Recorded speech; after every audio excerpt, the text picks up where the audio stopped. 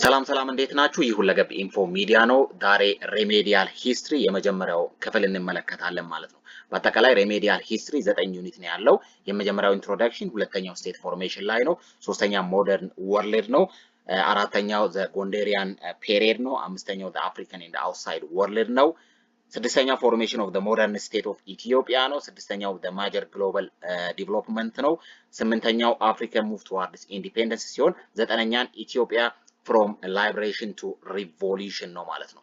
የመጀመሪያው ዩኒት ደግሞ the definition introduction ፓርቱ ማለት ነው። definition and uses of history እንዲሁም the method of historical study እና the features interdependence and achievement of major civilization ላይ ነው የሚያጠነጥነው ማለት ነው።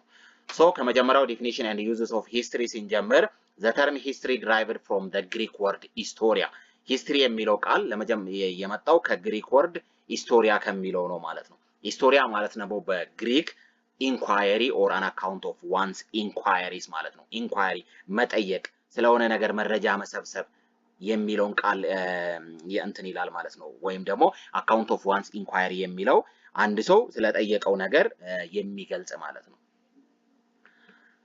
The first use of the term is attributed to one of the ancient Greek historians የመጀመሪያ የግሪክ የሂስትሪ የሚለው ቃል የመጣው ከማን ነው?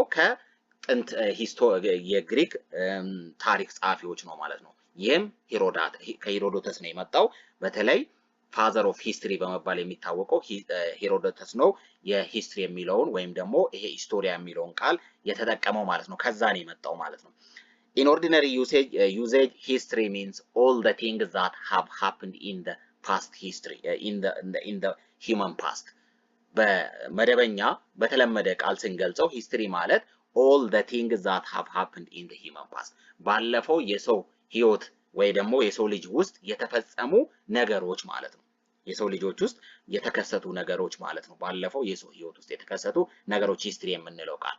history is the story of humans in the past ሂስትሪ የሰዎች ያለፈ ታሪክ ነው ማለት ነው። ያለፉ ሰዎች ወይም ደግሞ ህዝቦች ታሪክ ነው ማለት ነው። history የምንለው it tells የሚገልጸው ስለምንድን ነው የሚናገረው? what they did ያለፉት ህዝቦች ወይም ደግሞ ያለፉት ሰዎች ምን እንደሰሩ what they did ምን እንደሰሩ ምንድነው የሰሩት? what happened to them እንዲሁም እነሱ ላይ ስለተሰራው ነገር ነው የሚናገረው ማለት ነው። historians are people who study and write about the human past historian ወይም ደግሞ የታሪክ ጸሐፊ ደግሞ መጽሐፍት የሚባሉት ምንድናቸው? ማናቸው? people who study and write about the human past ስላለፈው